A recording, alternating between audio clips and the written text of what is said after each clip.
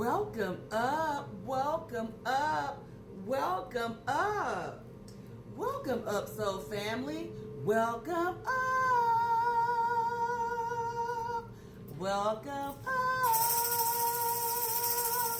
Welcome up. Welcome up. Welcome up.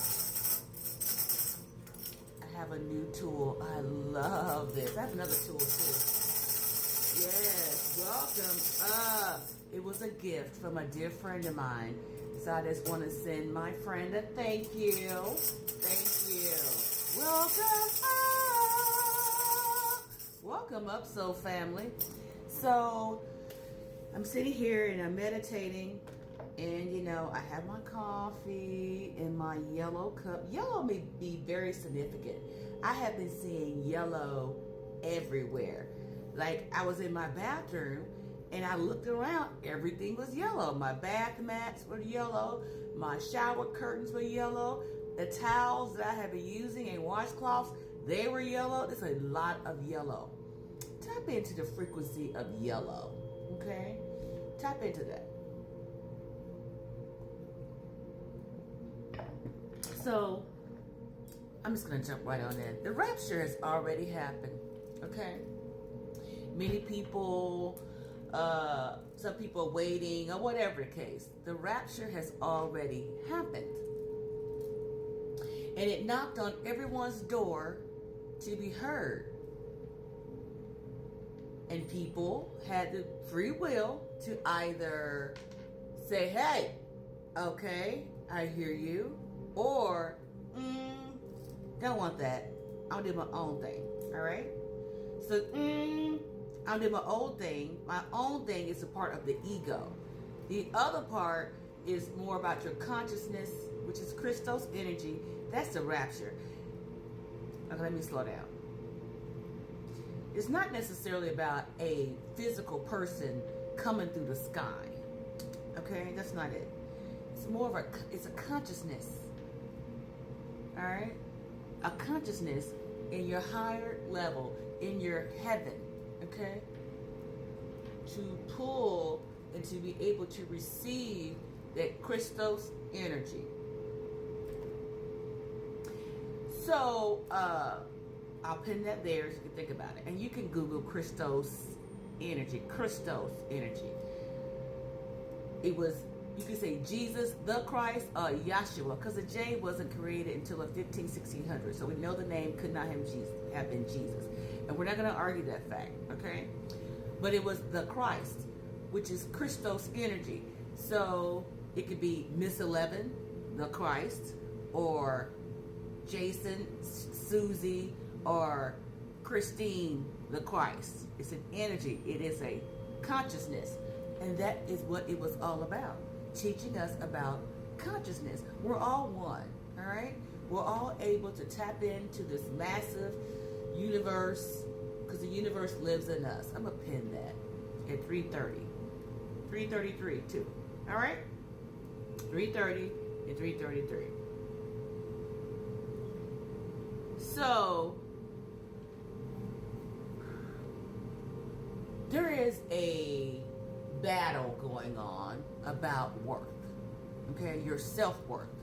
And I'm saying this because I've come across so many different people, especially women, but it does not exclude men, all right, because it's all about energy and frequency. We're all an energy and frequency.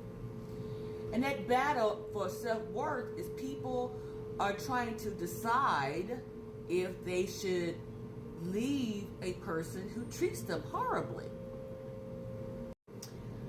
I'm relighting my incense. I have met people who struggle with understanding who they are from a perspective of their worth. They are willing to sacrifice themselves for their abusers, okay? And abuse can come up in different ways.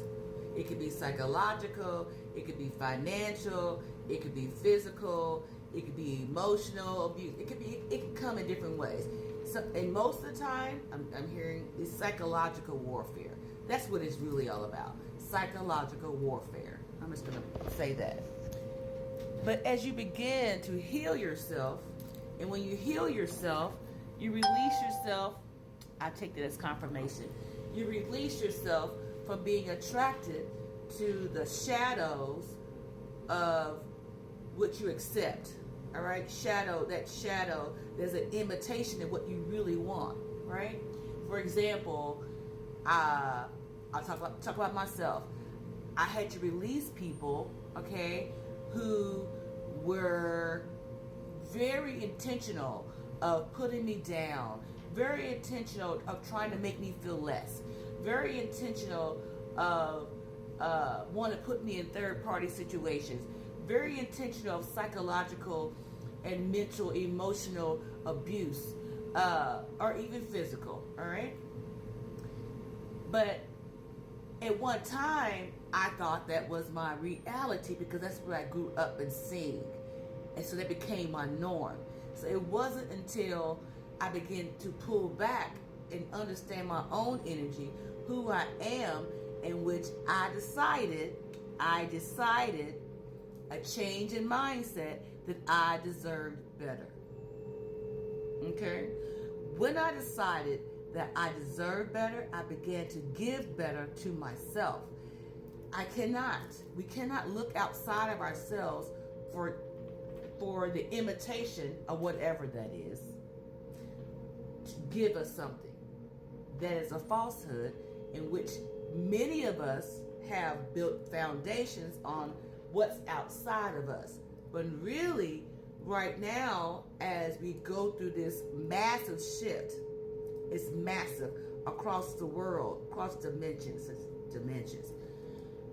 of coming into oneself and really beginning to understand what unconditional love is. And unconditional love does not mean that you love someone so much that you turn an eye to all the things they do in the background or behind your back or whatever that is that reduces you. That's not love. That's not even loving yourself. When we are able to release whatever is in our lives, because the card came out, let go. When we're able to release whatever is in our life that makes us feel a certain way about ourselves, that takes away from our Godhead, that is your enemy. Okay? Take it or leave it. But it's not for you. Okay? Bear with me. I don't have my glasses on. But I'm going to read this card. It says, as you surrender the need to control, your relaxed energy rapidly attracts your desires. That's still a part of, I just saw 808. That's still a part of your justice. And I can't really show this card because they're naked in this deck. It is the Lover's card, okay? Because you made a decision, all right? In this letting go of attachments, okay? Attachments around you, attachment in your mindset, just attachments. But when you let them go, it takes so much of a weight off of you because you're no longer taking on someone else's mindset, someone else's karma, okay? Which gives you the power to balance the scales in truth in your own life. That is this justice is a part of the rapture, is to love yourself. Love yourself first. It's now 9:02. I'm going to pick a card. This is called Cards for Remembering. All right, just one card. We're going to close out with this. You have the power within yourself to create your own reality. Let me take this one. To create your own reality.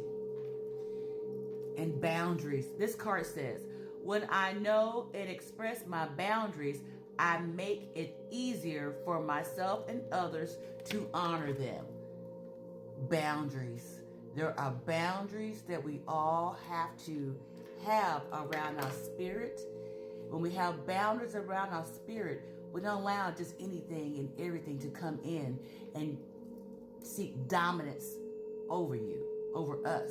You are growing. You are expanding into your Christos energy. You're loved.